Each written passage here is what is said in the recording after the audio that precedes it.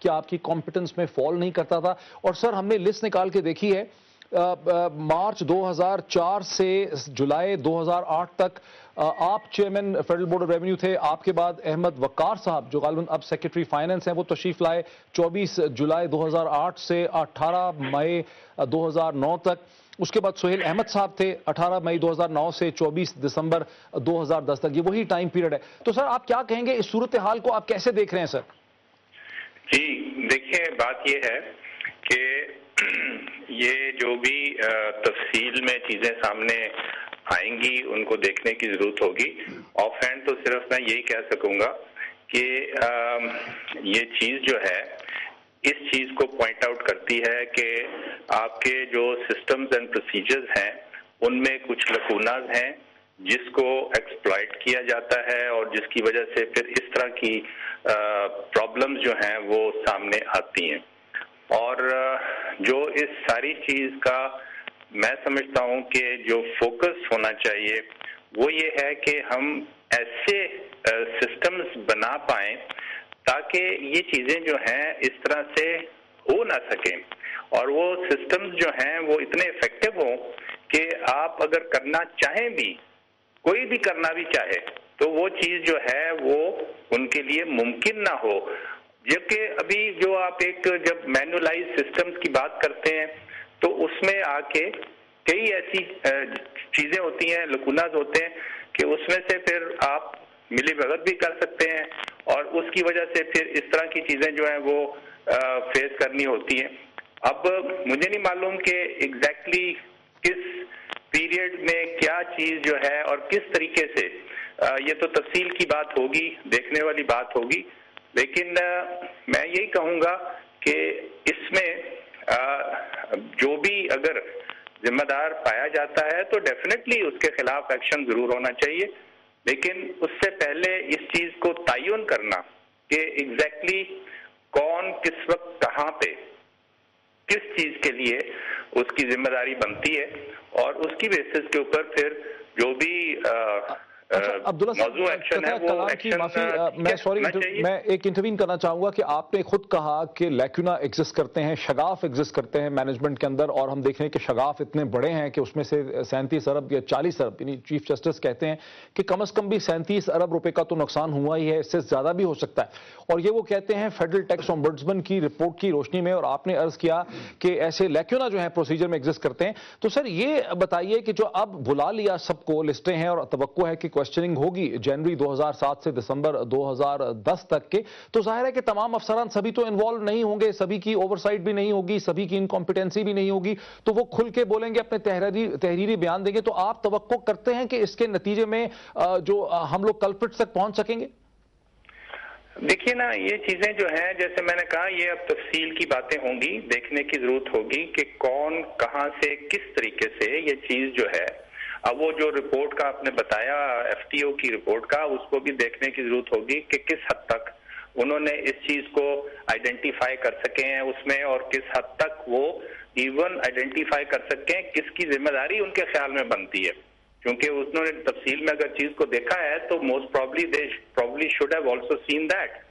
But any way اب بات یہ ہے کہ اس کو دیکھنے کے بعد جو بھی ہم جہاں پہ بھی چیزیں اگر سامنے آتی ہیں اور آبویس ہوں گی کیونکہ کوئی ایسی چیز تو نہیں ہے کہ جو بالکل ہی غائب ہو جائے اور اس کو پھر آگے جا کے اس کو ایک طرف تو اس بندہ یا بندے یا جو بھی ہیں ان کے ذمہ داری جس کی بنتی ہے اور جس نے اس میں انوالوڈ ہیں تو ان کے خلاف ایکشن تو ٹھیک ہے ہونا چاہیے لیکن اس سے بھی ایک اور سٹیپ آگے میں چاہوں گا کہ یہ چیزیں جو ہیں ہماری ایک ریفارم کا جو سسٹم کو ہم امپروو کر سکیں چیزیں پلگ کرنے کی ضرورت ہے سسٹمز کو امپروو کرنے کی ضرورت ہے. جی میں آپ کی بات سمجھ گیا عبداللہ صاحب میں اس موقع پہ آگے چلنا چاہوں گا جی میں اس موقع پہ آگے چلنا چاہوں گا آپ کا ہمیں دبئی سے اس موقع پہ جوائن کرنے کا بہت شکریہ. ہم بات کر رہے تھے x chairman federal board of revenue جناب عبداللہ یوسف صاحب سے. میں ذرا چلتا ہوں مہتاب واسی صاحب کی طرف. ایسا آپ کو لگتا ہے ایک نئے دور کا آغاز ہوا ہے پاکستان میں جہاں پہ جب ایکسپوجر ہوگا مسئلے سپریم کورٹ کے پاس جائیں گے اور سپریم کورٹ جو ہے وہ چیزوں کو ایک سینس آف ڈائریکشن دے گی؟ آپ محسوس کرتے ہیں پازیٹیو امید ہے آپ کو؟ دیکھیے، پہلے تو میں آپ کو مبارکباد دینا چاہتا ہوں کہ آپ کے ٹی وی پروگرام پہ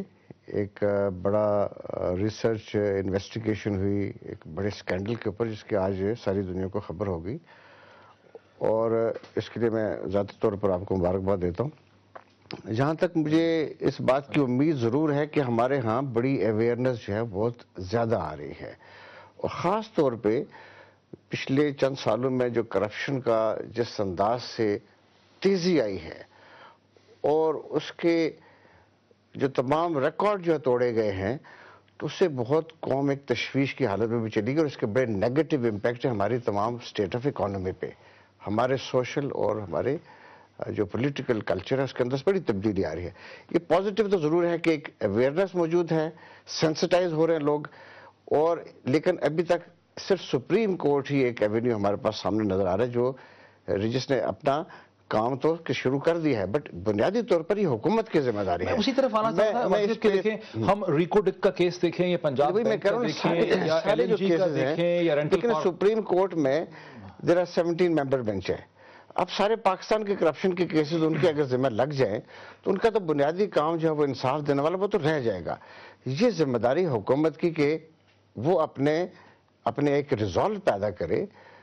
اور وہ اس کرپشن کی تمام معلوم جڑوں کو اکھاڑے۔ بدقسمتی سے مجھے اس بات سے اتفاق کرنا پڑا ہے شیخ صاحب کی بات سے کہ جو حکومت ہے، یہ جو بلی کی جو رکھوالے دودھ کے رکھوالے جو بلے ہیں، یہ بدقسمتی سے اس وقت حکمران ہے۔ لیکن میں معذرت کے ساتھ شیخ صاحب سے ان کی بہت پیشن گوئی ہم بھی سنتے رہتے ہیں، لیکن حقیقت یہ ہے کہ اگر یہ این آر او نہ آتا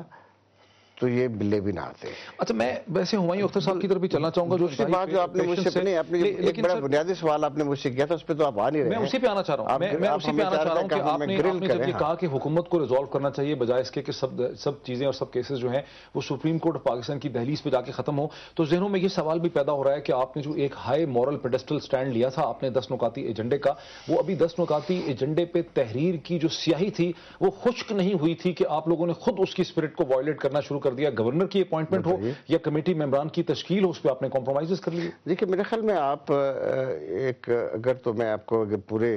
جس پس منظر میں ہم نے یہ انیشیٹو لیا ہے وہ آپ کے ذہن میں ضرور رہنا چاہیے۔ ایک تو ہماری مورل پوزیشن ہے، اور کرپشن کے اوپر، کرپٹ لوگوں کے اوپر، وزراء کے اوپر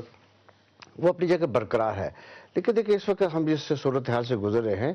وہ حکومت کی بات نہیں، اس ملک کی بات ہے۔ تو ملک کی خاطر آپ نے کمپرومائز کر لیا؟ ہم نے compromise, we are not going to compromise on the issues. نہ تو ہم کسی کرپٹ شخص کے بارے میں، فرد کے بارے میں، کسی عہدیدار کے بارے میں کوئی کمپرومائز نہیں کرنا چاہتے۔ جو اس وقت ہمارا ایک 10 نکاتی ایجنڈا ہے وچ از اے نیشنل ایجنڈا ناؤ، یہ ہم نے حکومت کے سامنے رکھا ہے۔ اس میں کون لوگ بیٹھے ہیں وہ ہو سکتا ہے کوشچنیبل بھی ہوں، مجھے اتفاق ہے اس بات سے کہ شاید بہت سے لوگوں کو اعتراض ہو کہ ان میں سے وہ لوگ بھی ہیں جن کے اوپر اعتراض کیا جاتا ہے۔ ہم بات کرتے ہیں، لیکن ہم اس وقت ہمیں بہت سی چیزوں کو ایز اے اسپوائلر سٹارٹ نہیں لینا چاہتے۔ مجھے ایک بریک لینے دیجیے ناظرین۔ جب ہم بریک سے واپس آتے ہیں، جو بہت تحمل سے ہمارے ساتھ ہمایوں اختر صاحب لاہور سے ہیں، میں ان سے سمجھنا چاہوں گا کہ وہ اس کمیٹی کو، 10 نکاتی ایجنڈے کو، پیپلز پارٹی اور پی ایم ایل این کے درمیان جو کچھ ہو رہا ہے اسے وہ کیسے دیکھ رہے ہیں، لیکن ایک بریک کے بعد۔